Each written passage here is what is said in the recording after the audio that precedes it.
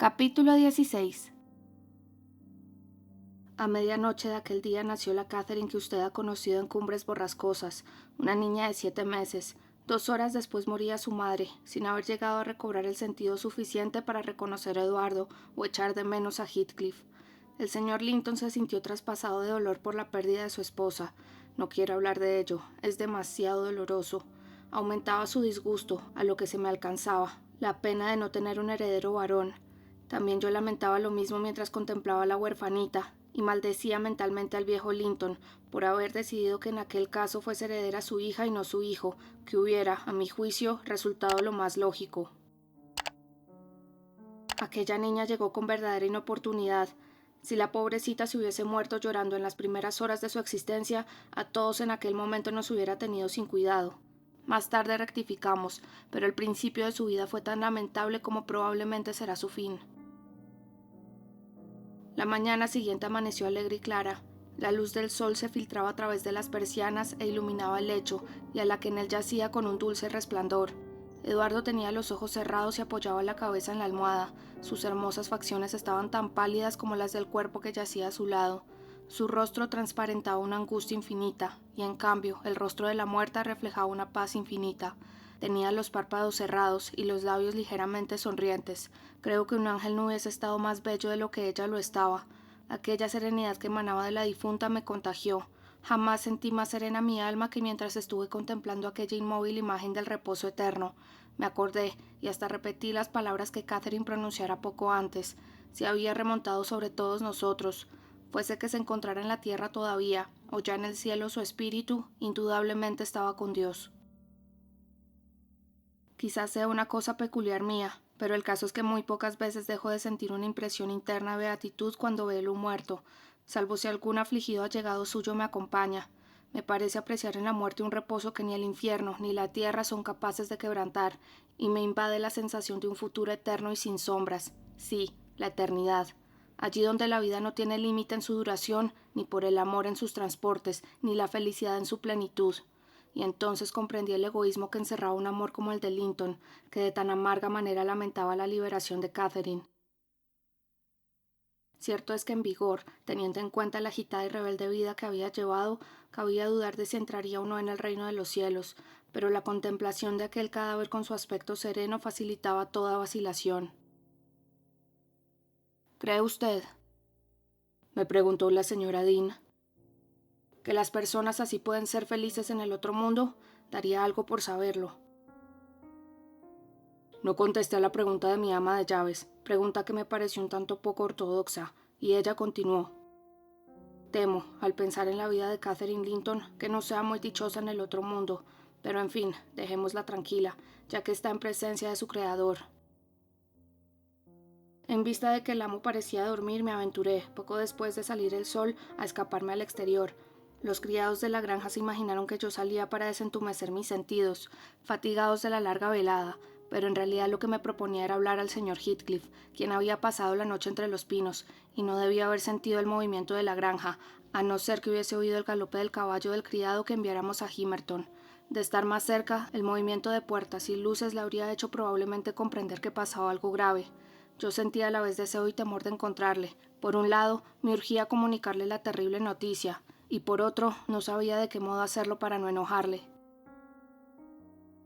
Le vi en el parque, apoyado contra un añoso fresno, sin sombrero, con el cabello empapado por el rocío, que goteando desde las ramas le iba empapando lentamente. Debía llevar mucho tiempo en aquella postura, porque reparé en una pareja de mirlos que iban y venían a menos de 3 pies de distancia de él, ocupándose en construir su nido, y tan ajenos a la presencia de Heathcliff como si fuera un árbol. Al acercarme, echaron a volar, y él alzando los ojos me dijo: «¡Ha muerto! Tanto esperar para acabar recibiendo esta noticia. Vamos, fuera ese pañuelo, no me vengas con llantos. Vete al diablo. ¿Para qué le vendrán ya tus lágrimas?». Yo lloraba tanto por él como por ella. Es frecuente compadecer a personas que son incapaces de experimentar tal sentimiento hacia el prójimo y hasta hacia sí mismos.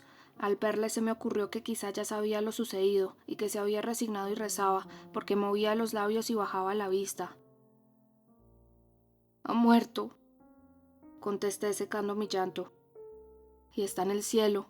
a donde todos iríamos a reunirnos con ella si aprovecháramos la lección y dejáramos el mal camino para seguir el bueno. ¿Acaso ha muerto como una santa? Vaya, cuéntame, ¿cómo ha muerto? Preguntó sarcásticamente Heathcliff. Fue a pronunciar el nombre de la señora, pero la voz expiró en sus labios y se los mordió. Se notaba en él una silenciosa lucha interna. ¿Cómo ha muerto? Volvió a preguntar.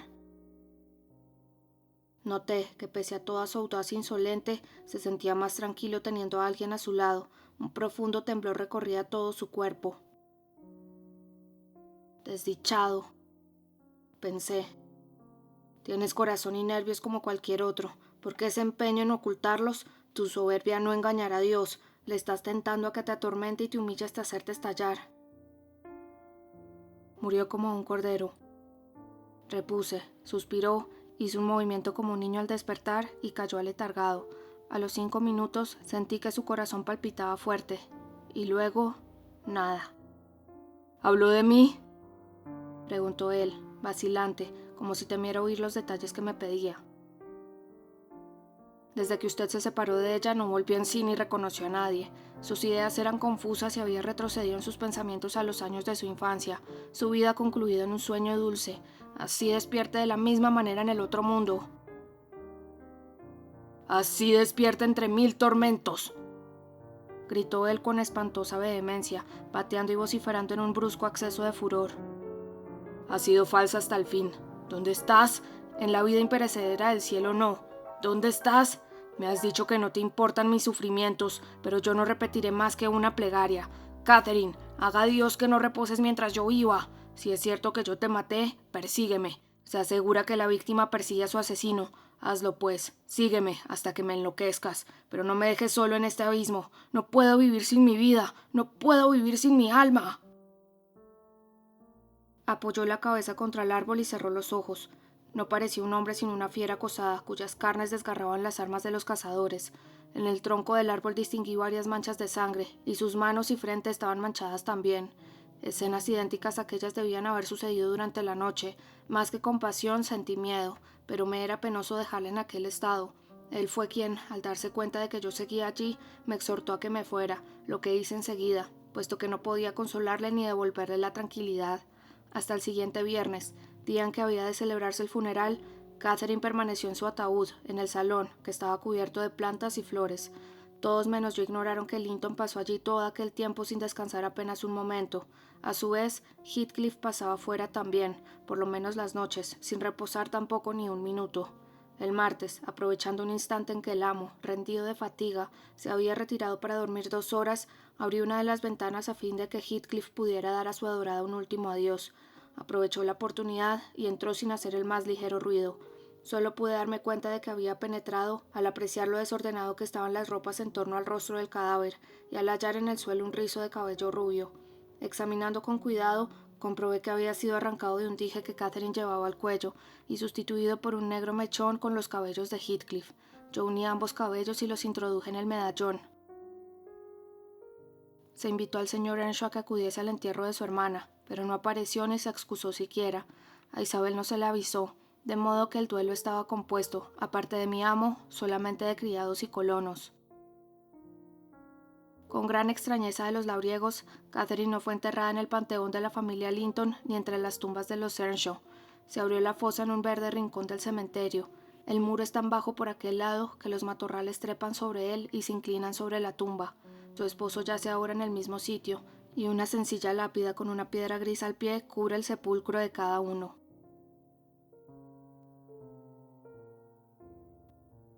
Capítulo 17. El día del sepelio fue el único bueno que hubo en aquel mes.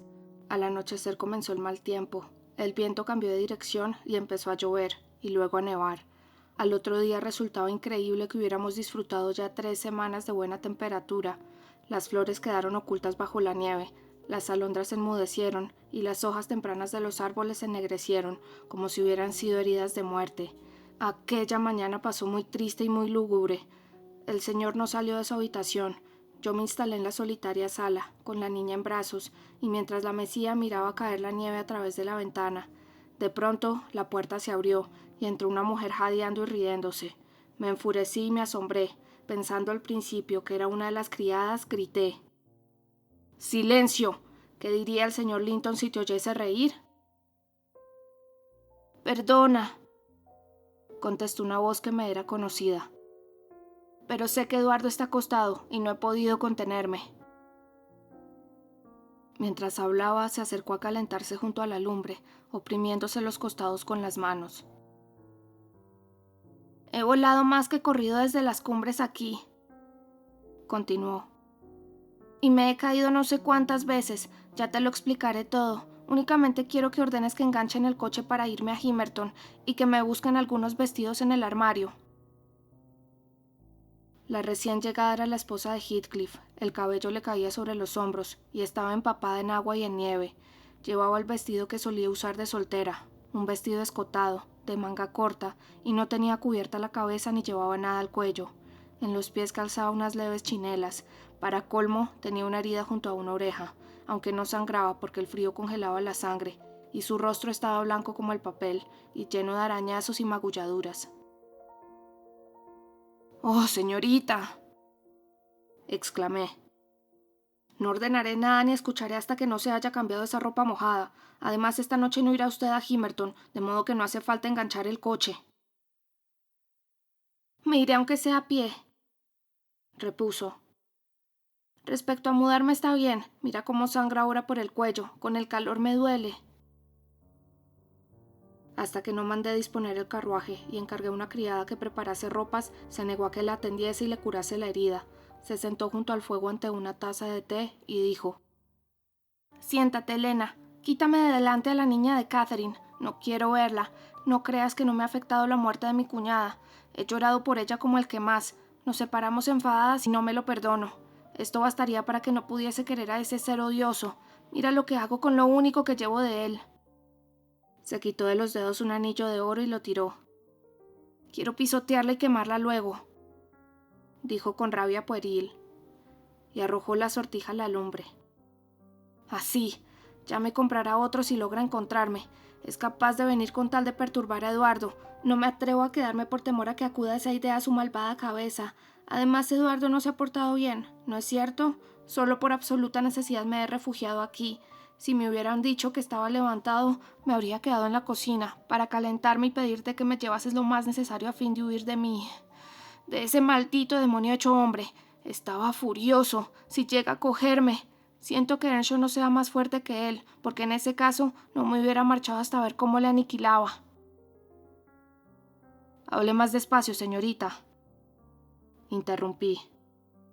«De lo contrario se le va a caer el pañuelo que le he puesto y va a volver a sangrarle ese corte. Beba el té, respire y no se ría tanto. No va bien, ni con su estado ni con lo ocurrido en esta casa». «Tienes razón», repuso. «Pero oye cómo llora esa niña. Haz que se la lleven siquiera por una hora. No estaré aquí mucho tiempo». Llamé a una criada, le entregué a la niña y pregunté a Isabel qué era lo que la había decidido abandonar Cumbres Borrascosas en una noche como aquella y por qué no quería quedarse. «Debiera y quisiera hacerlo para atender y consolar a Eduardo y cuidar de la niña, ya que esta es mi verdadera casa, pero Heathcliff no me dejaría. ¿Crees que soportaría el saber que yo estaba tranquila y que aquí reinaba la paz? Se apresuraría a venir a perturbarnos. Estoy segura de que me odia tanto que no puede soportar mi presencia. Cada vez que me ve, los músculos de su cara se contraen en una expresión de odio. Ahora bien, como no puede soportarme, estoy segura de que no va a perseguirme a través de toda Inglaterra. Así pues, debo irme muy lejos. Ya no deseo que me mate, prefiero que se mate él. Ha conseguido extinguir mi amor. Ahora me siento libre. Solo puedo recordar cómo le amaba, pero de un modo vago, y aún imaginar como si le amara así. Pero no, aunque me hubiese adorado, no habría dejado de mostrar su infernal carácter. Solo un gusto tan pervertido como el de Catherine podría llegar a tener afecto hacia ese hombre. ¡Qué monstruo! Quisiera verle, completamente borrado del mundo y de mi memoria. «Vamos, calle», le dije. «Sea más comprensiva. Es un ser humano al fin. Hay otros peores que él». «No es un ser humano», repuso. «Y no tiene derecho a mi piedad. Le entregué mi corazón y después de desgarrármelo me lo ha tirado a la cara. Los humanos sentimos con el corazón, Elena, y desde que desgarró el mío no me es posible sentir nada hacia él, ni sentiría nada mientras él no muera, aunque llorase lágrimas de sangre. No, no soy capaz de sentir nada. Isabel rompió a llorar, pero se secó las lágrimas inmediatamente y continuó. Te diré por qué tuve que huir. Llegué a excitar su ira hasta un extremo que sobrepasó su infernal prudencia y se entregó a violencias contra mí.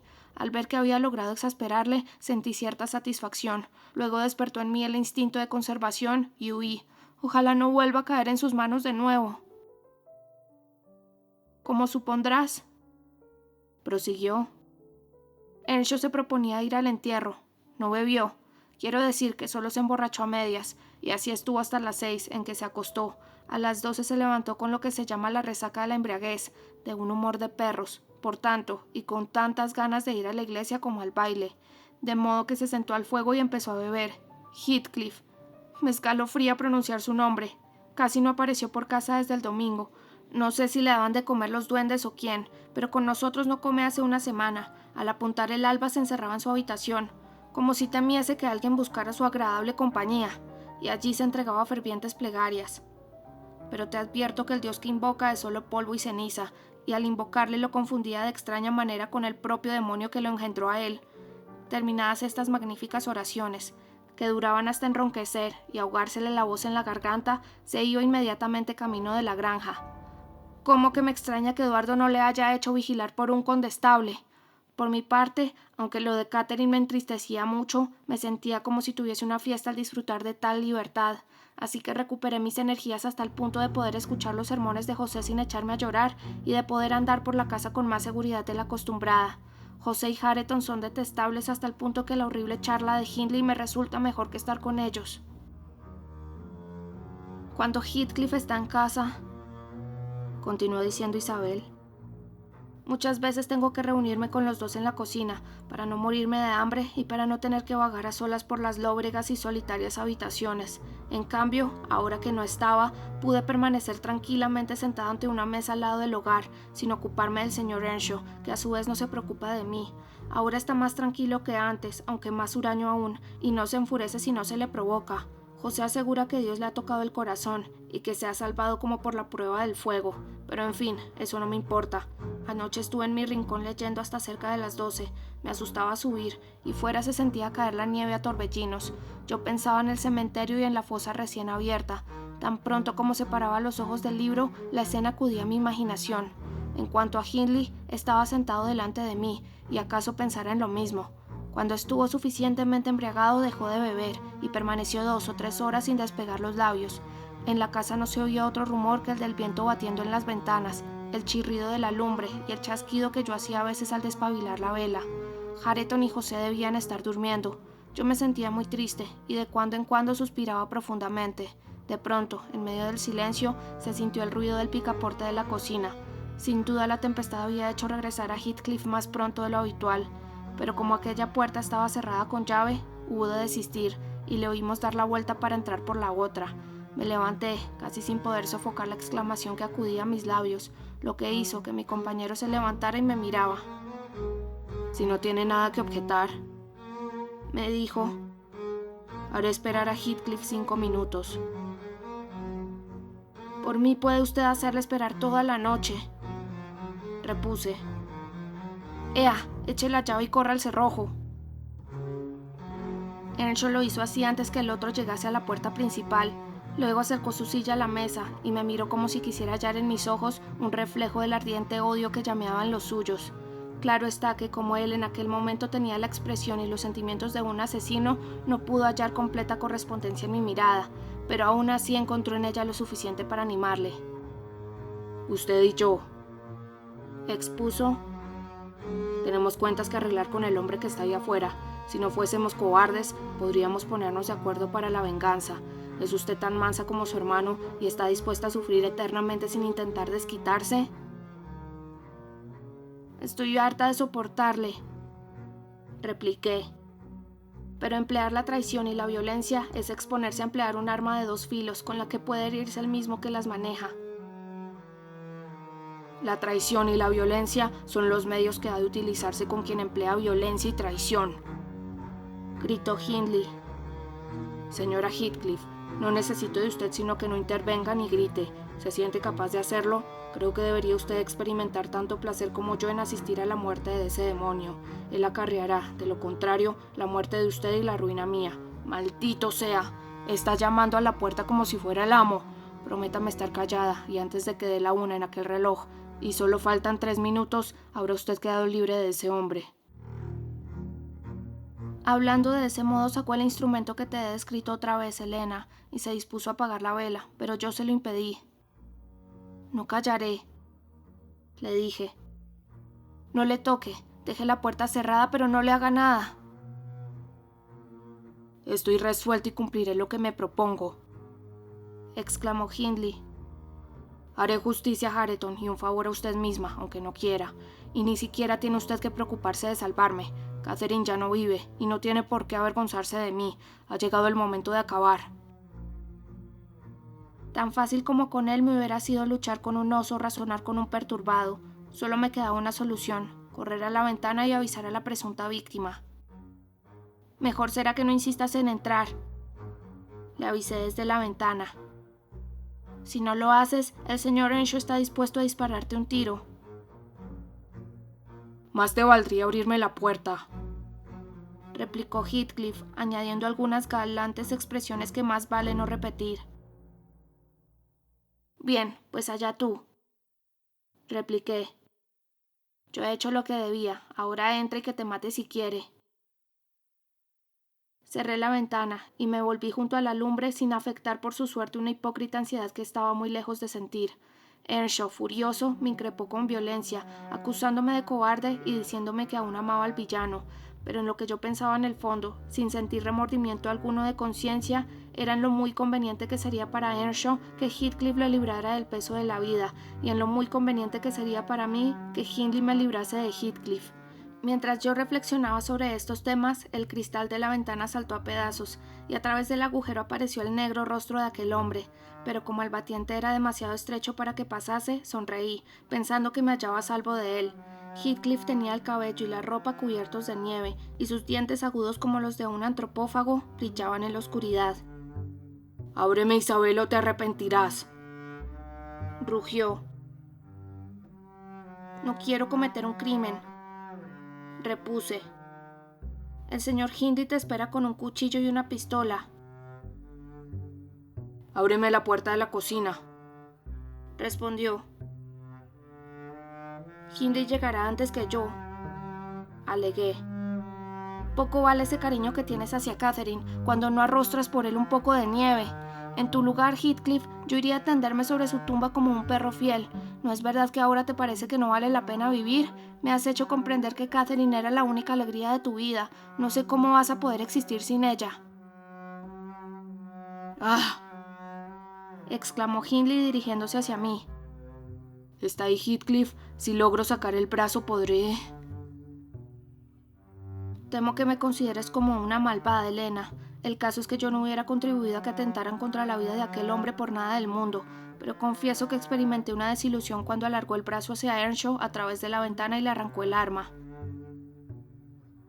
Al hacerlo, la pistola se disparó y el cuchillo fue a cerrarse clavándose en la mano de su propio dueño. Heathcliff se lo quitó a viva fuerza, sin cuidarse de que al hacerlo el filo desgarraba la carne de Hindley. Después, con una piedra rompió las maderas de la ventana y pudo pasar. Su adversario, agotado por el dolor y por la pérdida de sangre, había caído desvanecido. El miserable le pateó y pisoteó y le golpeó fuertemente la cabeza contra el suelo, mientras me sujetaba con la otra mano para impedirme que llamara a José. Le costó un verdadero esfuerzo no rematar a su enemigo. Al fin, ya sin aliento, lo arrastró y comenzó a vendarle la herida con brutales movimientos, maldiciéndole y escupiéndole a la vez con tanta violencia como antes la había pateado. Entonces, al soltarme, corrí a buscar al viejo, quien me comprendió enseguida y bajó las escaleras a saltos. «¿Qué pasa?», preguntó. «Pasa que tu amo está loco», respondió Heathcliff, «y que como siga así le haré encerrar en un manicomio. Y tú, perro, ¿cómo es que me has cerrado la puerta? ¿Qué rezongas ahí? ¡Ea! No voy a ser yo quien le cure. Lávale eso y ten cuidado con las chispas de la bujía. Ten en cuenta que la mitad de la sangre de este hombre está convertida en aguardiente». ¿Con qué le ha asesinado usted?, exclamó José. Y que yo tenga que asistir a semejante cosa. Dios quiera que... Heathcliff le dio un empeñón hacia el herido y le arrojó una toalla, pero José, en vez de ocuparse de la cura, empezó a recitar una oración tan extravagante que no pude contener la risa. Yo me encontraba en tal estado de insensibilidad que nada me conmovía. Me pasaba lo que algunos condenados al pie del patíbulo. «Me había olvidado de ti», dijo el tirano. «Vaya, encárgate de eso. Al suelo, con que también tú conspiras con él contra mí, víbora. ¡Cúrale!». Me zarandeó hasta hacerme rechinar los dientes y me arrojó junto a José. Este, sin perder la serenidad, terminó de rezar y después se levantó anunciando su decisión de dirigirse a la granja. Decía que el señor Linton, como magistrado que era, no dejaría intervenir en el asunto aunque se le hubiesen muerto 50 mujeres.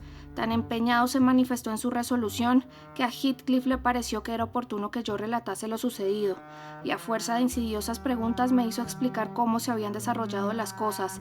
Sin embargo, costó mucho convencer al viejo de que el agresor no había sido Heathcliff. Al fin, cuando apreció que el señor Earnshaw no había muerto, le dio un trago de aguardiente y entonces recobró Hindley el conocimiento. Heathcliff, comprendiendo que su adversario ignoraba los malos tratos de que había sido objeto mientras se hallaba desmayado, le increpó llamándole alcoholizado y delirante. Le dijo que olvidaría la atroz agresión que había perpetrado contra él y le recomendó que se fuese a dormir. Después nos dejó solos y yo me fui a mi habitación, felicitándome de haber salido tan bien librada de aquellos sucesos. Cuando bajé por la mañana, a eso de las 11, el señor Earnshaw estaba sentado junto al fuego, muy enfermo en apariencia. Su ángel malo estaba a su lado y parecía tan decaído como el mismo Hindley. Comí con apetito a pesar de todo, y no dejaba de sentir cierta sensación de superioridad que me daba al sentir la conciencia tranquila cada vez que miraba a uno de los dos. Al acabar me aproximé al fuego, libertad inusitada en mí, dando la vuelta por detrás del señor Earnshaw y me agazapé en un rincón detrás de su silla. Heathcliff no me miraba, y yo pude entonces examinarle a mi sabor. Tenía contraída la frente, esa frente que antes me pareciera tan varonil y ahora me parece tan diabólica.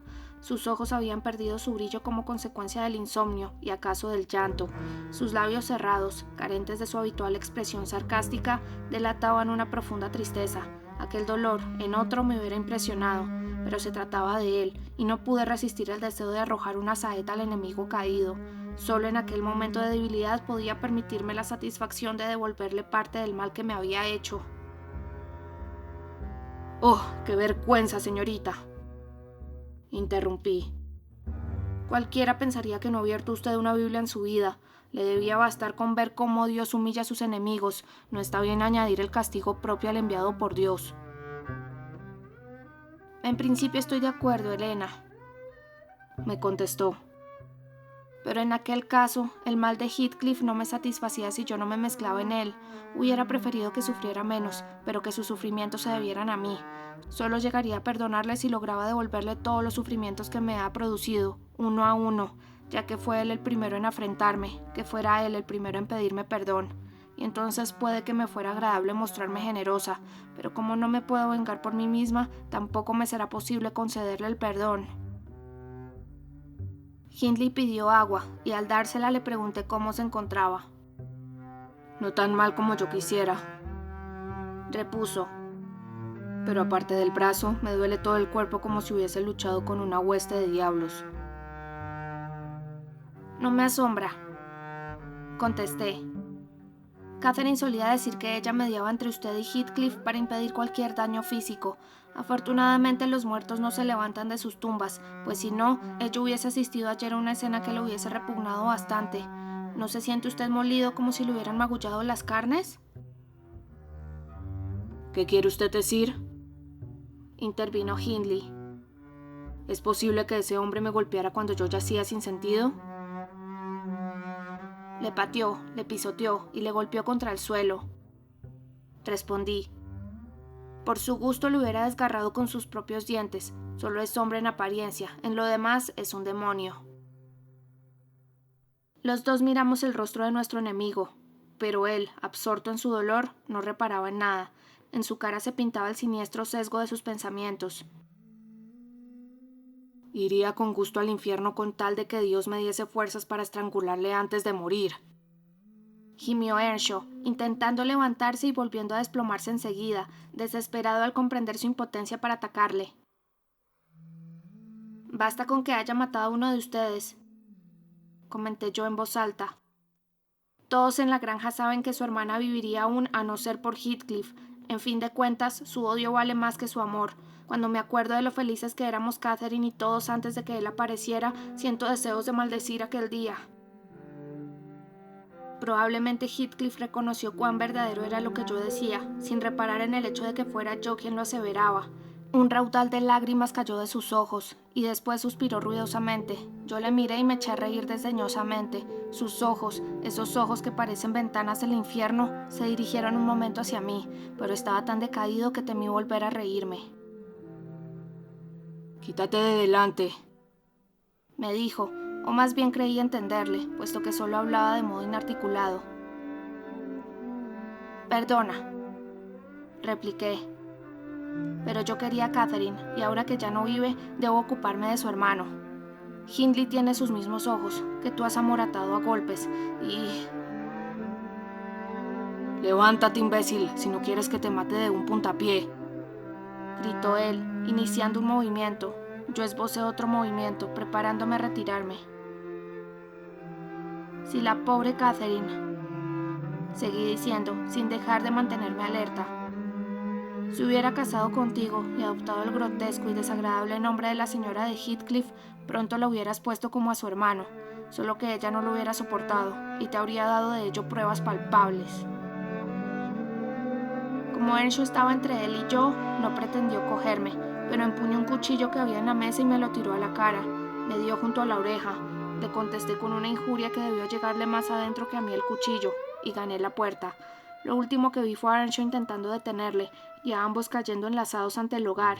Al pasar por la cocina, le dije a José que se apresurara a asistir a su amo. Tropecé con Hareton, que jugaba en una silla con unos cachorrillos, y me lancé, feliz como un alma que huye del purgatorio, cuesta abajo por el áspero camino. Después corrí a campo traviesa hacia la luz que brillaba en la granja. Preferiría ir al infierno para toda la eternidad antes que volver a cumbres borrascosas. Isabel, en silencio, tomó el té, se levantó, se puso un chal y un sombrero que le trajimos. Se subió a una silla, besó los retratos de Catherine y de Eduardo, y sin atender mis súplicas de que se quedase siquiera una hora más, se fue en el coche, acompañada de Fanny, gozosa de haberse vuelto a reunir con su dueña. No volvió más, pero desde entonces escribió periódicamente con el señor. Creo que se instaló en el sur, cerca de Londres. A los pocos meses dio a luz un niño, al que puso el nombre de Linton, y que, según nos comunicó, era una criatura caprichosa y enfermiza. Heathcliff me encontró un día en el pueblo y quiso saber dónde vivía Isabel. Yo me negué a decírselo, y él no se preocupó mucho de insistir, aunque me advirtió que se guardase bien de volver con su hermano, porque no la dejaría vivir con él. No obstante, probablemente por algún otro criado, logró descubrir el domicilio de su esposa, si bien no la molestó, lo que ella achacaría probablemente al odio que le inspiraba. Solía preguntarle por el niño cuando me veía, y al saber el nombre que le habían dado, exclamó: «Por lo visto se proponen que yo odie al chico también». «Creo que lo único que desean es que usted no se ocupe de él para nada», respondí. «Pues que no se olviden de que cuando yo quiera la traeré conmigo». Por suerte, Isabel murió cuando el muchacho contaba 12 años de edad. El día que siguió la inesperada visita de Isabel, no tuve ocasión de hablar con el amo. Él eludía toda conversación y yo no me sentía con humor de hablar. Cuando al fin le conté la fuga de su hermana, manifestó alegría, porque detestaba a Heathcliff tanto como se lo permitía la dulzura de su carácter. Tanta aversión sentía hacia su enemigo que dejaba de acudir a los sitios donde existía la posibilidad de verle o de oír hablar de él. Dimitió de su cargo de magistrado, no iba a la iglesia, no pasaba por el pueblo y vivía recluido en casa, sin salir más que para pasear por el parque, llegarse hasta los pantanos o visitar la tumba de su esposa. Y aún esto lo hacía a horas en que no fuera fácil encontrar a nadie, pero era tan bueno que no podía ser siempre desgraciado. Con el tiempo se resignó y hasta le invadió una dulce melancolía. Conservaba celosamente el recuerdo de Catherine y esperaba reunirse con ella en el mundo mejor al que no dudaba de que había ido. Pudo encontrar consuelo en su hija, aunque los primeros días pareció indiferente a ella. Esa frialdad acabó fundiéndose como la nieve en abril, y aún antes de que la niña supiese andar ni hablar, reinaba en su corazón despóticamente. Se la bautizó con el nombre de Catherine, pero él nunca la llamó así, sino Cathy. En cambio, a su esposa nunca le había dado tal nombre, tal vez porque Heathcliff lo hacía. Creo que quería más a su hija porque le recordaba a su esposa, que por el hecho de ser hija suya. Al comparar su caso con el de Hindley, yo no lograba comprender bien cómo ambos en un mismo caso habían seguido tan opuestos caminos. Hindley, que parecía más fuerte, había manifestado ser más débil. Al hundirse el barco que capitaneaba, abandonó su puesto, dejándolo entregado a la confusión, mientras Linton, al contrario, había confiado en Dios y demostrado el valor de un corazón leal y fiel. Este esperó, y el otro había desesperado. Cada cual eligió su propia suerte y recibió la justa recompensa de sus respectivas actitudes. En fin, señor Lockwood, no creo que usted necesite para nada mis deducciones morales, que usted sabrá sacar por su propia cuenta. Earnshaw concluyó como era de suponer. A los 6 meses de morir su hermana, falleció él. En la granja supimos muy poco de su estado. Fue el señor Kenneth quien nos lo advirtió. «Helena», dijo una mañana temprano, entrando en el patio a caballo. «¿Quién crees que ha muerto?» «¿Quién?», exclamé, temblando. «Adivina», contestó. «Y coge la punta de tu delantal, te va a ser necesario». «De cierto no se trata del señor Heathcliff», repuse. «¿Ibas a llorar por él?» «No, Heathcliff está robusto y fuerte, en apariencia al menos. Le he visto ahora mismo. Por cierto que ha engordado mucho desde que perdió a su amiga». «¿Pues quién, señor Kenneth?», dije impaciente. «Hindley Earnshaw, tu viejo amigo y malvado compañero mío, Hindley. No se ha portado bien conmigo últimamente, pero ya te dije que llorarías. Pobre muchacho, murió, según era de esperar, borracho como una cuba. Lo he sentido, siempre se lamenta la falta de un camarada. Aunque me haya hecho muchas más perrerías de las que puedas imaginarte, y el caso es que solo tenía tu edad, 27 años. Cualquiera lo diría». Tal golpe me impresionó más que la muerte de Catherine. Viejos recuerdos se agolpaban a mi corazón. Me senté en el dintel de la puerta. Dije al señor Kenneth que buscase otro criado que le anunciase y rompí a llorar. Me preocupaba mucho pensar si Hindley había fallecido de muerte natural o no, y a tanto llegó mi inquietud sobre ello que pedí permiso al amo para ir a Cumbres Borrascosas. El señor Linton no quería, pero yo le hice comprender que mi hermano de leche tenía tanto derecho como el propio señor a mis atenciones póstumas, y que Hareton era sobrino de su esposa, por lo cual él debía instituirse en tutor suyo a falta de más cercanos parientes, examinar la herencia y ver cómo andaban los asuntos de su difunto cuñado. Al cabo me encargó que viese a su abogado y me dio permiso para ir a Cumbres Borrascosas. El abogado lo había sido también de Earnshaw. Cuando le hablé de aquello y le pedí que me acompañase, me contestó que valdría más dejar en paz a Heathcliff y que la situación de Hareton era poco más o menos la de un pordiosero. «El padre ha muerto cargado de deudas», me explicó. «Toda la herencia está hipotecada y lo mejor para Hareton será que procure ganarse el cariño del acreedor de su padre».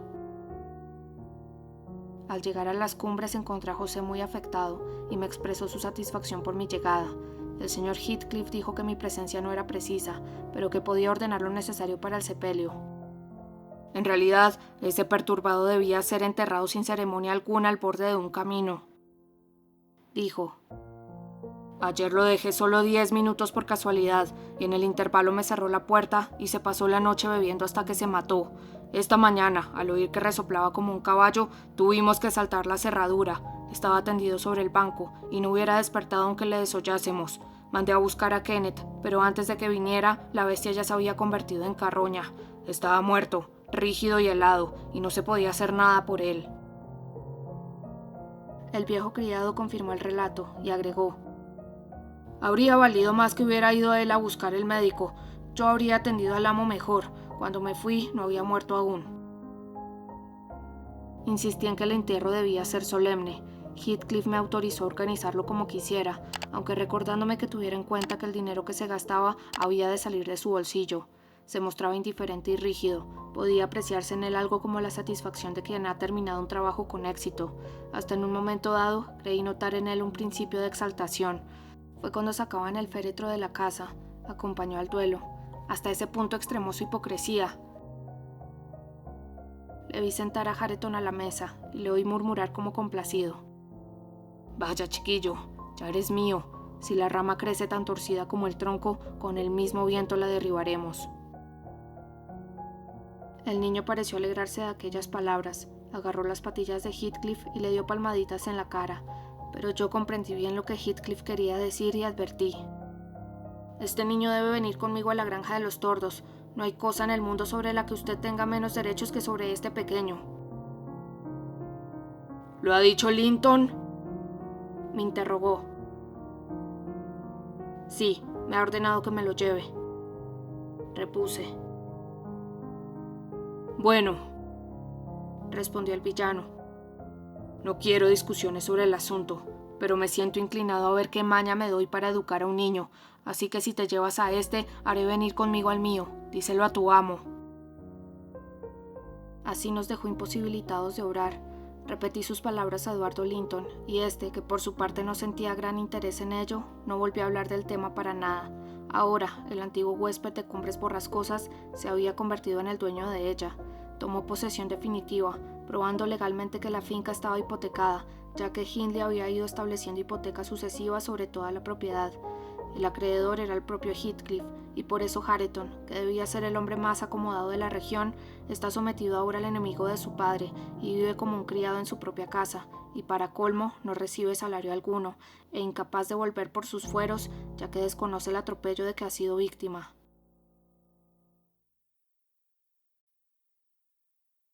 Capítulo 18. Los 12 años posteriores a aquella dolorosa época, prosiguió diciendo la señora Dean, fueron los más dichosos de toda mi vida. Mis únicas preocupaciones consistían en las pequeñas enfermedades que sufría la niña, como todo niño sufre, sea rico o pobre. A los 6 meses empezó a crecer como un árbol, y andaba, y hasta hablaba a su manera antes de que las plantas floreciesen 2 veces sobre la tumba de la señora Linton. Era el más hechicero ser que haya alegrado jamás una casa desolada. Tenía los negros ojos de Earnshaw, y la blanca piel y los rubios cabellos de los Linton. Su carácter era altivo, pero no brusco, y su corazón sensible y afectuoso en extremo. No se parecía a su madre, era dulce y suave como una paloma. Tenía la voz suave y la expresión pensativa. Jamás se enfurecía por nada, empero es preciso confesar que contaba entre sus cualidades algunos defectos.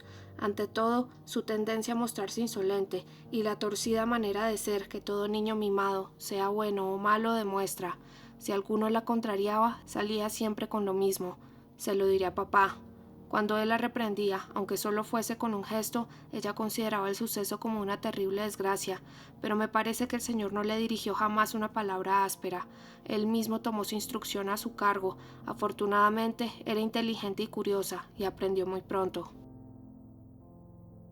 A los 13 años aún no había cruzado ni una sola vez el recinto del parque sin ir acompañada. En alguna ocasión el señor Linton la llevaba a pasear 1 o 2 millas de distancia, pero no la confiaba a nadie más. Para los oídos de la niña, la palabra Gimmerton no quería decir nada. No había entrado en otra casa que en la suya, salvo en la iglesia. Para ella no existían ni Cumbres Borrascosas ni el señor Heathcliff. Vivía en perfecta reclusión y parecía contenta de su estado. A veces, mientras miraba el paisaje desde la ventana, me preguntaba: «Elena, ¿cuánto se tardaría en llegar a lo alto de aquellos montes? ¿Y sabes tú qué hay al otro lado? ¿El mar?». «No, señorita», contestaba yo. «Hay otros montes iguales».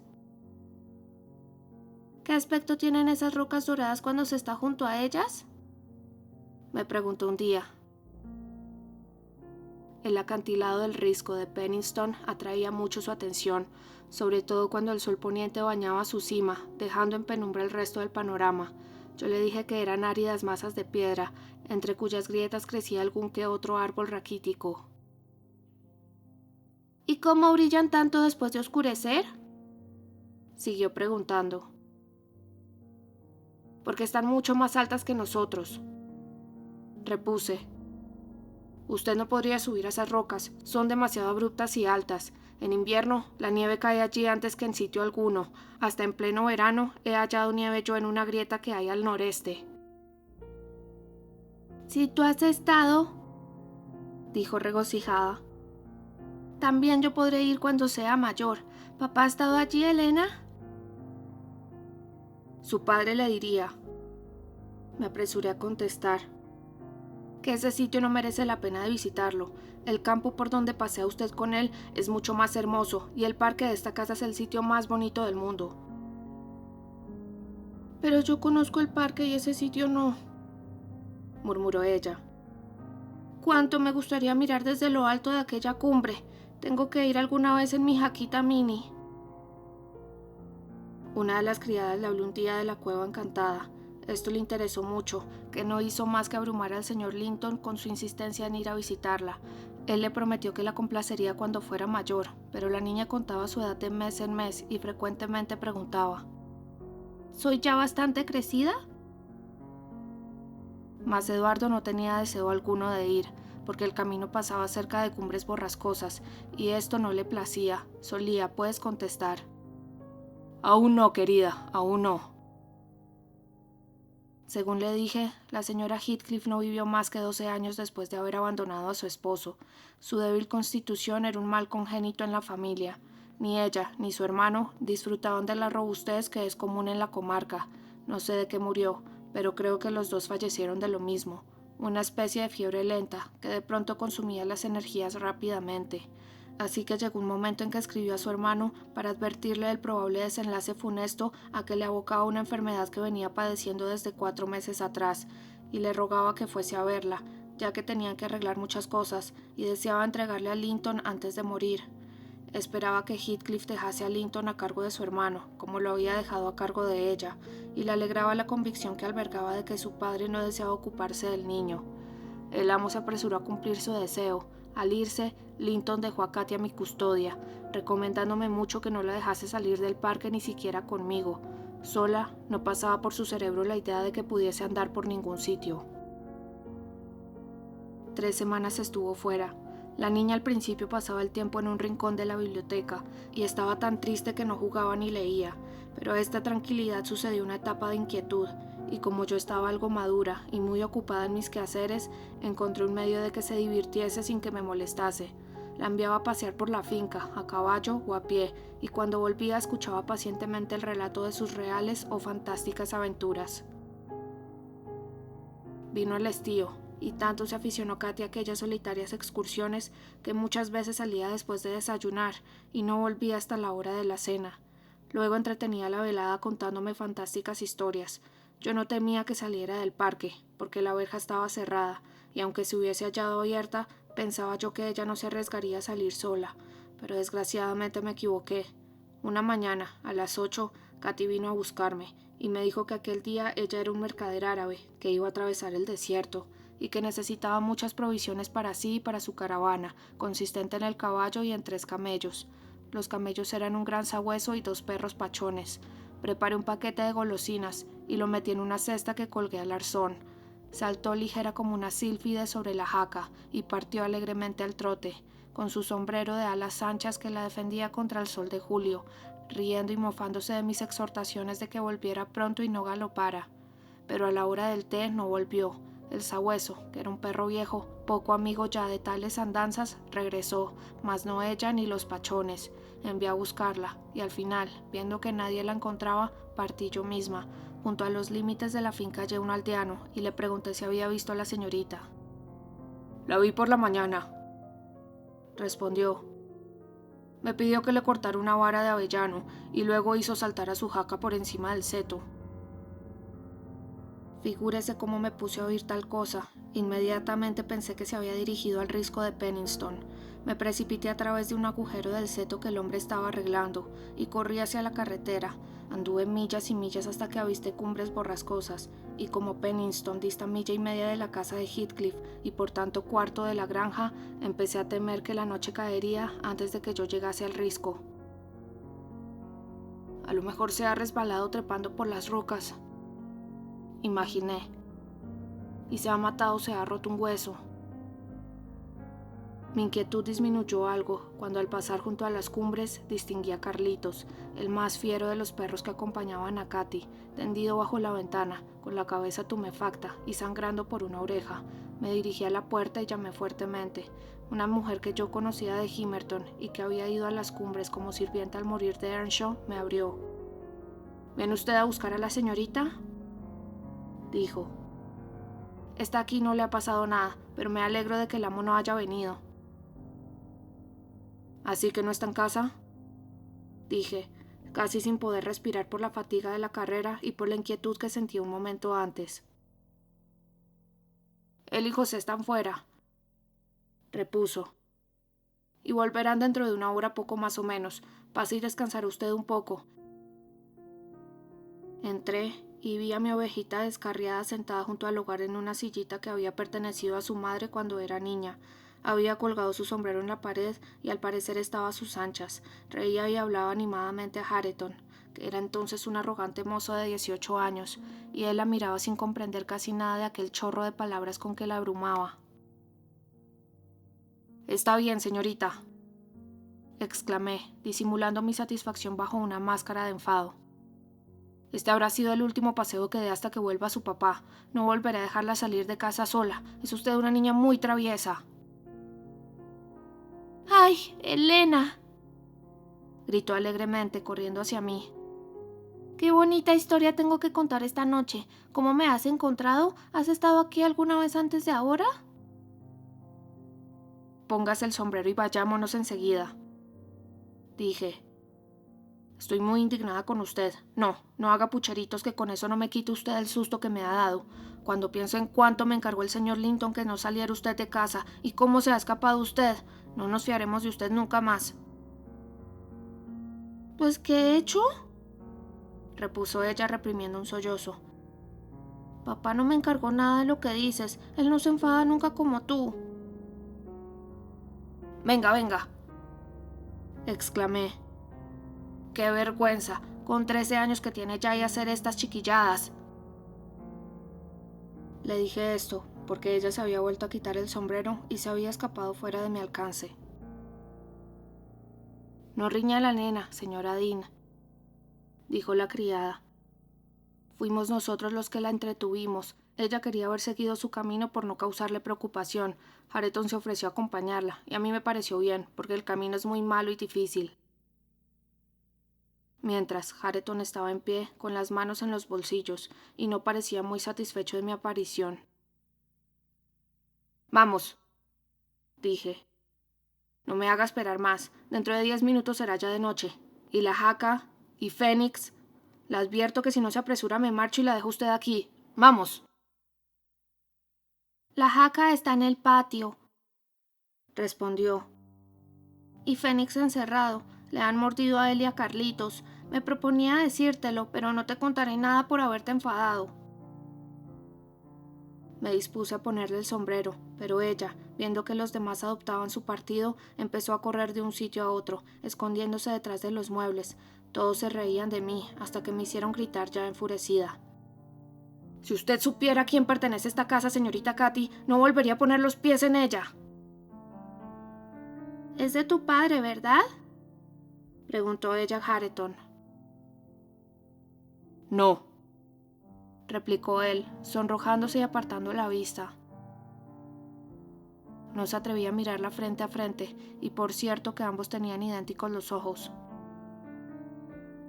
«¿Entonces de su amo?», insistió ella. Él se ruborizó más aún, profirió un juramento en voz baja y se apartó. «¿Quién es el amo de la casa?», preguntó la muchacha dirigiéndose a mí. «Este joven me ha hablado de un modo que me hizo creer que era el hijo del propietario. No me ha llamado señorita, y si es un criado debería haberlo hecho». Hareton se puso sombrío al oír aquella observación. Yo logré que ella se resolviese al fin a acompañarme. «Tráigame el caballo», dijo la joven, hablando a su pariente como lo hubiera hecho un mozo de cuadra. «Puede usted acompañarme. Quiero ver aparecer el fantasma del pantano y las hadas de que me ha hablado usted. Pero apúrese. Vamos, tráigame el caballo». «Primero te veré condenada a que ser tu criado», respondió él. ¿Cómo?, exclamó Katy sorprendida. Condenada, he dicho, bruja. Vea con qué buena compañía ha venido usted a encontrarse, señorita Katy, interrumpí yo. Ea, no dispute con él. Cojamos a Minnie nosotras mismas y vayámonos.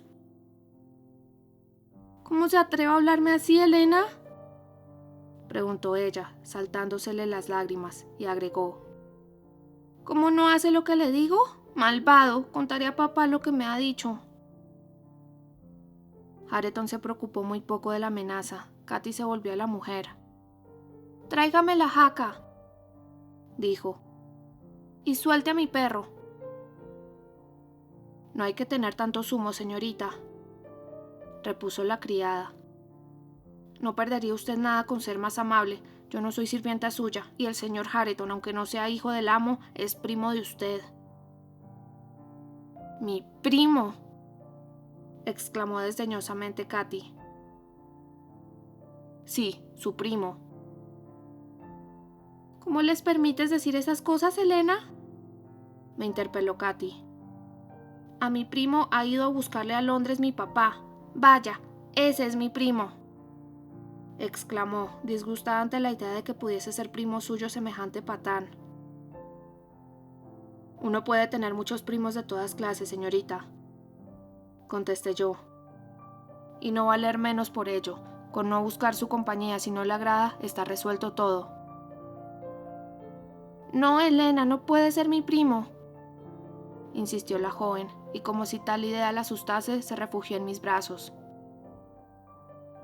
Yo estaba muy disgustada con ella y con la criada por lo que mutuamente se habían descubierto. Comprendía que Heathcliff sería enseguida informado del retorno de Linton con el hijo de Isabel, y comprendía también que la joven no dejaría de preguntar a su padre acerca de aquel primo tan tosco. En cuanto a Hareton, que ya había reaccionado del disgusto que le produjera ser tomado por un criado, pareció lamentar la pena de su prima. Se dirigió a ella, después de haber sacado la jaca a la puerta, y le quiso regalar un cachorrillo de los que había en la perrera. Ella le contempló con horror, suspendiendo sus lamentos para mirarle. Tal antipatía hacia el joven me hizo sonreír. Él, en realidad, era un mozo bien formado, bien parecido y robusto, aunque vistiera la ropa propia de los trabajadores que hacían la finca. Yo creía notar en su rostro mejores cualidades que las que su padre tuviera, cualidades que sin duda hubieran florecido copiosamente de desarrollarse en un ambiente más apropiado. Me parece que Heathcliff no le había maltratado físicamente, a lo cual era opuesto por regla general. Parecía haber aplicado su malignidad a hacer de Hareton un bruto. No le había enseñado a leer ni a escribir, ni le reprendía por ninguna de sus costumbres censurables, salvo las que molestaban al propio Heathcliff. Nunca le ayudó a dar un paso hacia el bien, ni a separarle un paso del mal. José, con las adulaciones que le dedicaba en concepto el jefe de la familia, acabó de estropearle. Y así como cuando Heathcliff y Catherine Earnshaw eran niños, cargaba sobre ellos todas las culpas hasta agotar la paciencia del señor, ahora acusaba de todos los defectos de Hareton al usurpador de su herencia. Cuando Hareton juraba, José no le reprendía. Dijérase que le agradaba verle seguir el mal camino. Creía que su alma estaba condenada, pero el pensar que Heathcliff tendría que responder de ello ante el tribunal divino le consolaba. Había infundido al joven el orgullo de su nombre y de su alcurnia, y le hubiera gustado despertar en él el vivo odio hacia Heathcliff, pero se lo impedía el temor que sentía hacia éste, por lo cual se limitaba a dirigirle vagas amenazas proferidas entre gruñidos.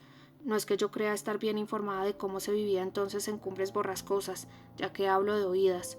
Los colonos aseguraban que el señor Heathcliff era más cruel y duro para sus arrendatarios que todos los amos anteriores, pero la casa ahora, administrada por una mujer, tenía mejor aspecto, y las orgías de los tiempos de Hindley habían dejado de celebrarse.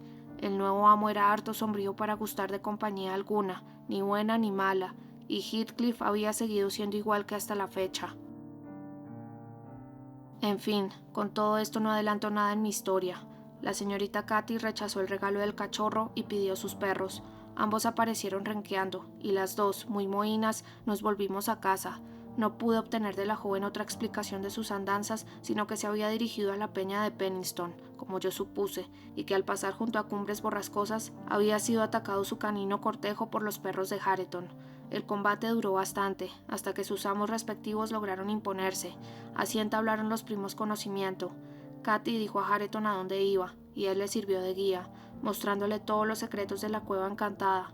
Mas como yo había caído en desgracia, no tuve fortuna de saber lo que Katy hubiera visto en aquellos prodigiosos lugares, pero sí noté que su improvisado guía había sido su favorito hasta el instante en que ella le ofendió llamándole criado, cuando la criada de Heathcliff le comunicó que era primo suyo. El lenguaje que Earnshaw había usado para con ella la tenía hondamente disgustada. Ella, que en la granja era siempre cariño, amor mío, ángel y reina, había sido injuriada por un extraño. No podía comprenderlo, y me costó mucho arrancarle la promesa de que no se lo contaría a su padre. Le dije que éste tenía mucha aversión hacia los habitantes de Cumbres Borrascosas, y que se disgustaría si supiese que ella había estado allí. Insistí, sobre todo, en que si su papá se enteraba de mi negligencia, originadora de su escapatoria, me despediría. A Katy le asustó esa perspectiva, y no dijo nada. Era, en el fondo, una jovencita muy bondadosa.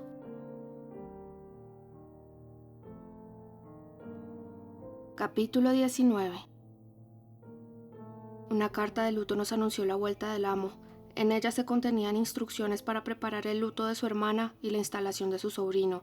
Katy estaba encantada con la idea de volver a ver a su padre y no hacía más que hablar de su verdadero primo, como ella decía. Por fin llegó la tarde en que el amo debía regresar. Desde por la mañana, la joven se había ocupado en sus pequeños quehaceres y en vestirse de negro, aunque la pobre no sentía dolor alguno por la muerte de su desconocida tía.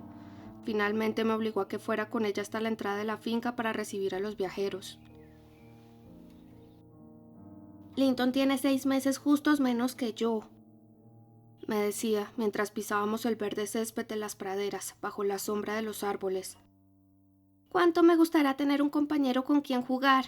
La tía Isabel envió una vez a papá un rizo del cabello de Linton. Era tan fino como el mío, pero más rubio. Lo he guardado en una cajita de cristal y siempre he pensado en que me gustaría mucho ver a su dueño. Y papá viene también. Querido papá, vamos deprisa, Elena». Se adelantó corriendo y se volvió atrás muchas veces antes de que yo llegara a la verja. Nos sentamos en un recuesto del camino cubierto de hierba, pero Katy no estaba tranquila un solo instante. «¿Cuánto tardan? Ay, mira, una nube de polvo en la carretera. ¡Ya llegan! Ah, no. ¿Por qué no nos adelantamos media milla, Elena? Solo hasta aquel grupo de árboles, ¿ves? Allí». Pero yo me negué. Al fin vimos el carruaje. Katy empezó a gritar en cuanto divisó la faz de su padre en la ventanilla. Él se apeó tan anheloso como ella misma, y ambos se abrazaron, sin ocuparse de nadie más. Entretanto, yo miré dentro del coche. Linton venía dormido en un rincón, envuelto en un abrigo de piel como si estuviéramos en invierno. Era un muchacho pálido y delicado, parecidísimo al señor, pero con un aspecto enfermizo que éste no tenía. Eduardo, al ver que yo miraba a su sobrino, me mandó cerrar la portozuela para que el niño no se enfriase. Katy quería verle, pero su padre se obstinó en que le acompañara, y los dos subieron por el parque, mientras yo me adelantaba para prevenir a la servidumbre. «Querida», dijo el señor, «tu primo no está tan fuerte como tú, y hace poco ha perdido a su madre, así que por ahora no podrá jugar mucho contigo. Tampoco le hables demasiado. Déjale que duerma esta noche. ¿Quieres?» «Sí, papá», respondió Catherine. «Pero quiero verle, y él no ha sacado la cabeza siquiera». El coche se paró, despertó el muchacho y su tío le cogió y le bajó a tierra. «Mira a tu prima, Linton», le dijo, haciéndoles darse la mano. «Te quiere mucho, así que procura no disgustarla llorando, ¿eh? Ponte alegre, el viaje se ha acabado y no tienes que hacer más que pasarlo bien y divertirte». «Entonces déjame irme a acostar», contestó el niño soltando la mano de Katy y llevándosela a los ojos donde asomaban algunas lágrimas. «Ea, hay que ser un niño bueno», murmuré yo mientras le conducía adentro. «Va usted a hacer que llore su primita. Mire qué triste se ha puesto viéndole llorar». Sería por él o no, pero su prima había puesto efectivamente una expresión muy triste también. Subieron los tres a la biblioteca y allí se sirvieron el té. Yo quité a Linton el abrigo y la gorra. Le senté en una silla, pero en cuanto estuvo sentado, empezó a llorar otra vez. El señor le preguntó qué le pasaba. «Estoy mal en esta silla», repuso el muchacho. «Pues siéntate en el sofá y Elena te llevará allí el té», repuso pacientemente el señor. Yo comprendí que su buen carácter había sido puesto a prueba durante el viaje. Linton se dirigió al sofá. Katy se sentó a su lado en un taburete, sosteniendo la taza en la mano. Al principio guardó silencio, pero luego empezó a hacer caricias a su primito, a besarle las mejillas y a ofrecerle té en un plato como si fuera un bebé. A él le agradó aquello, y en su rostro se dibujó una sonrisa de complacencia. «Esto le convendrá», dijo el amo. «Si podemos tenerle con nosotros, la presencia de una niña de su misma edad le infundirá ánimos, y si desea adquirir fuerzas, lo conseguirá». Eso será en efecto si podemos tenerle con nosotros. Me dije bastante preocupada, y me imaginé lo que sería de aquel muchacho entre su padre y Hareton, pero nuestras dudas se resolvieron pronto. Había yo llevado a los niños a sus habitaciones y dejado dormido ya a Linton, y estaba en el vestíbulo encendiendo una vela para la alcoba del señor, cuando apareció una criada y me manifestó que José, el criado de Heathcliff, deseaba hablar con el amo. «¿Qué horas tan intempestivas y más sabiendo que el señor regresa de un largo viaje?», dije. «Voy a hablar yo primero con él». José, entretanto, había cruzado ya la cocina y entraba en el vestíbulo.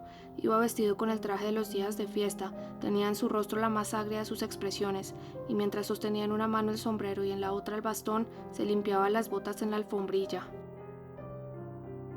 «Buenas noches, José», le dije.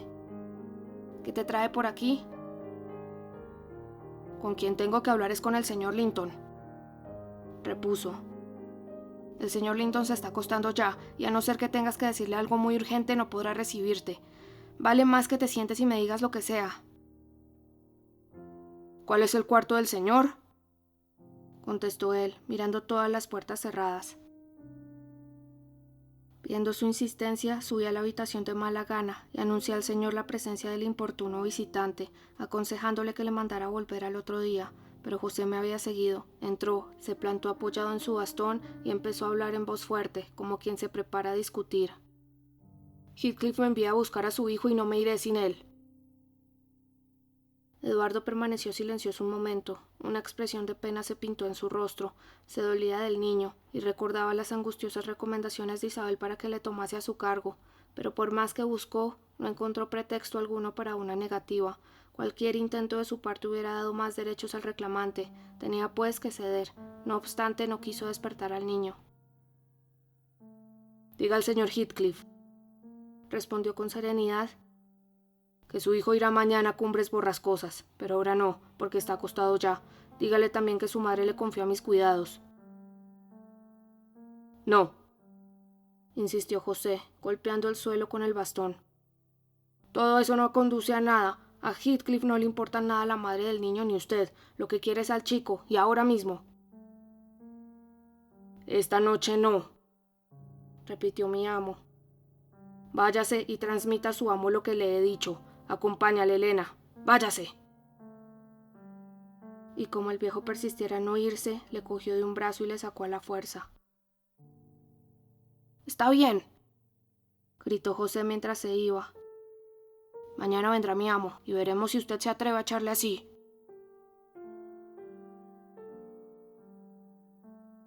Capítulo 20.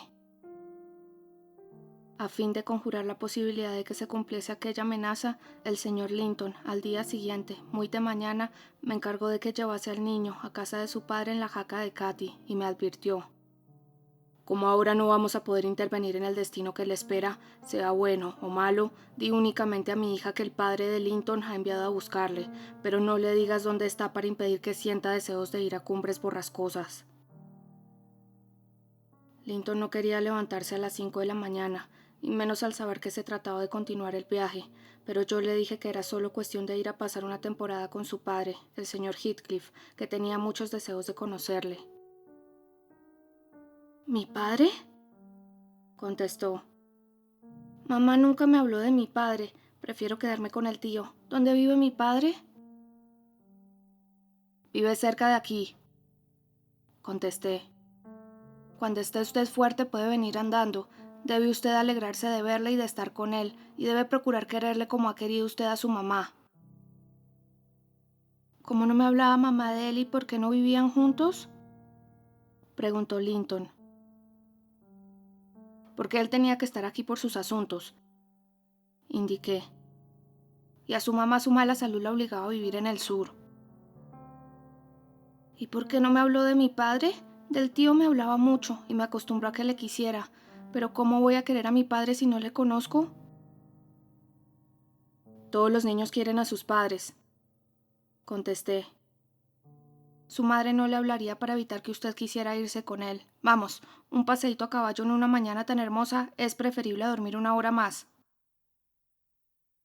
¿Vendrá con nosotros la niña de ayer?, me preguntó Linton. Ahora no, repuse.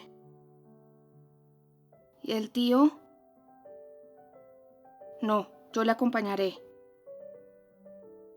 Linton, sombrío, hundió la cara en la almohada. No me iré sin el tío, acabó diciendo. No comprendo por qué se empeña usted en llevarme de aquí. Yo traté de convencerle, pero se resistió de tal modo que tuve que apelar al auxilio del señor. Al fin el pobre niño salió, después de recibir muchas falsas promesas de que su ausencia sería breve y de que Eduardo y Katy le visitarían con frecuencia. El aire, el sol y la marcha reposada de Minnie contribuyeron a alegrarle un poco. Comenzó a hacerme preguntas sobre la nueva casa. ¿Cumbres Borrascosas es un sitio tan hermoso como la Granja de los Tordos?, me interrogó, mientras se volvía para lanzar una última mirada al valle, del cual se levantaba entonces una leve neblina hacia el azul. No tiene tantos árboles, contesté, y no es tan grande, pero desde allí se ve un hermoso panorama y el aire es más puro y más fresco. Puede que le parezca una casa algo antigua y lóbrega, pero es, en importancia, la segunda de la comarca, y podrá usted dar paseos por los campos de las inmediaciones. Hareton Earnshaw, que es primo de la señorita Katy y hasta cierto punto de usted, le enseñará todo lo que hay de bonito en los alrededores. Cuando haga buen tiempo, puede usted coger un libro y marcharse a leer al campo. Se encontrará a veces con su tío, que suele pasearse por las colinas. ¿Cómo es mi padre? ¿Es tan joven y tan guapo como el tío? Es tan joven como el tío, respondí.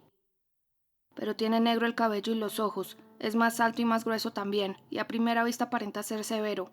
Quizá no le parezca a usted cariñoso ni afable, pero trátele no obstante con cariño, y él le querrá a usted más que su tío, porque al fin es usted su hijo, naturalmente. ¿De manera que no me parezco a él?, siguió preguntando Linton. Porque si tiene negro el cabello y los ojos. No se le parece mucho, repuse, y pensé para mí que no se le parecía nada. Cuánto me asombra que él no fuera nunca a ver a mamá, y a mí. ¿Me ha visto alguna vez siendo pequeño? Yo no me acuerdo. 300 millas son mucha distancia, le dije. Y 10 años no son para una persona mayor lo mismo que para usted. El señor Heathcliff se propondría seguramente ir de un momento a otro, y nunca llegaba la ocasión. Vale más que no le haga usted preguntas sobre ello. El muchacho no habló más durante el resto del camino, hasta que nos detuvimos a la puerta de la casa. Allí miró atentamente la fachada labrada, las ventanas, los árboles torcidos y los groselleros. Hizo un movimiento con la cabeza con el que significaba su disgusto, pero no dijo nada. Yo me dirigí a abrir la puerta antes de que él se apease. Eran las 6:30 y en la casa acababan de tomar el desayuno. La criada estaba limpiando la mesa. José explicaba a su amo algo que se refería a su caballo, y Hareton se disponía a salir. «Hola, Elena», me dijo Heathcliff al verme. «Me temía tener que ir en persona a buscar lo que es mío. Me lo has traído, ¿no? Vamos a ver qué tal es». Se levantó y se dirigió a la puerta seguido por José y por Hareton. El pobre Linton miró a los tres. «¿Qué aspecto tiene?», dijo José después de una detenida inspección. «Me parece, señor, que le han echado a perder a su hijo». Heathcliff, que miraba al niño fijamente, soltó una carcajada de irrisión. «Dios mío, qué niño. Parece que le han criado con caracoles y con leche agria. El diablo me lleve, si no es aún mucho peor de lo que esperaba, y eso que no me hacía muchas ilusiones». Mandé al niño que se apeara y entrase. Él no había comprendido bien las palabras de su padre, ni aún tenía seguridad de que fuera su padre aquel extraño. Me miraba con creciente temor, y cuando Heathcliff se sentó y le mandó acercarse, él se agarró a mi falda y empezó a llorar. «¡Va! ¡Va!», dijo Heathcliff, le cogió, le atrajo hacia él y tomándole por la barbilla, añadió: «Nada de tonterías, no vamos a hacerte nada, eres el retrato de tu madre. ¿Qué hay mío en ti, pollito?». Le quitó el sombrero y le echó hacia atrás los rizos, le palpó brazos y manos. Linton dejó de llorar y contempló a su vez al hombre con sus grandes ojos azules. «¿Me conoces?», preguntó Heathcliff, después de cerciorarse de la fragilidad de los miembros de su hijo. «No», dijo Linton con temor. «¿Ni te han hablado de mí?». «No». «No, ¿eh? Tu madre debía haberse avergonzado de no despertar tu cariño hacia mí. Bueno, pues entérate, eres mi hijo, y tu madre fue una malvada bribona al no explicarte qué clase de padre tienes. Vamos, te ruborizas. Algo es convencerse de que no tienes blanca la sangre también. Ahora es ser buen chico. Elena, siéntate si estás cansada, y vuélvete a tu casa si no. Ya supongo que contarás en la granja todo lo que estás viendo y oyendo, y el chico no se hará el ambiente mientras no se quede con nosotros solo». «Espero, señor Heathcliff», contesté, «que se portará bien con el niño, porque de lo contrario no le tendrá mucho tiempo a su lado. Piense que es el único familiar que le queda». «Seré buenísimo con él, no tengas miedo», repuso. «Ahora que nadie más lo será, procuraré acaparar su afecto, y para empezar mis bondades, José, trae algo a desayunar al niño. Hareton, becerro infernal, vete a trabajar». Y cuando ambos se fueron, agregó: «Sí, Elena, mi hijo es el futuro propietario de tu casa, y no quiero que muera hasta estar seguro de que yo seré su heredero. Además, es hijo mío, y quiero ver a mi descendiente dueño exclusivo de los bienes de los Linton, y a estos, o a sus descendientes, cultivando las tierras de sus padres a las órdenes de mi hijo. Es lo único que me interesa de este chico. Le odio por lo que me evoca, y le desprecio por lo que es. Por lo que te he dicho basta para que le cuide, y le atienda tanto como tu amo pueda atender y cuidar a su hija. He preparado para él una habitación lindamente amueblada, y he encargado a un maestro que venga, desde una distancia de 20 millas, a darle lección 3 veces a la semana. A Hareton le he mandado que le obedezca, y en fin, he hecho todo lo necesario para que Linton se sienta superior a los demás de la casa, pero me disgusta que valga tan poco. Lo único que me hubiera consolado es que fuese digno de mí, y he experimentado una desilusión viendo que es un pobre desgraciado que no sabe otra cosa que llorar». José acudió con un tazón de sopa de leche. Linton, después de dar muchas vueltas al cacharro, dijo que no lo quería.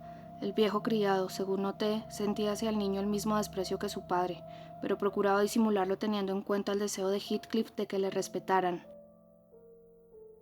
«¿Con qué no quiere comerlo?», dijo José en voz muy baja para que no lo oyesen. «Pues el señorito Hareton no comía otra cosa cuando era niño, y era tan bueno como usted». «Llévatelo», repuso Linton. «No lo quiero». José, indignado, cogió el tazón y se lo presentó a Heathcliff. «¿Qué hay en eso de malo?», preguntó. «No creo que haya nada malo», dijo Heathcliff. «Pues su hijo no quiere comerlo», respondió José.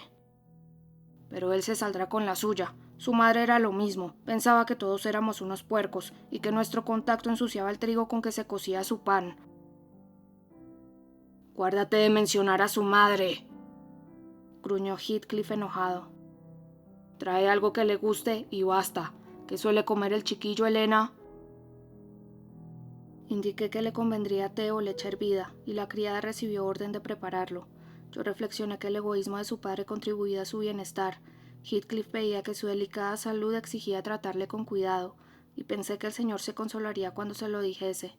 Entretanto, como ya no tenía pretexto para quedarme, salí al patio, aprovechando un momento en que Linton estaba ocupado en rechazar tímidamente las muestras de amistad que le quería prodigar un mastín, pero él se dio cuenta de mi marcha. Al cerrar la puerta le oí gritar una vez y otra: «¡No se vaya! ¡No quiero quedarme aquí!». Se cerró la puerta y le impidieron salir. Monté en Minnie y así concluyó mi breve custodia del niño.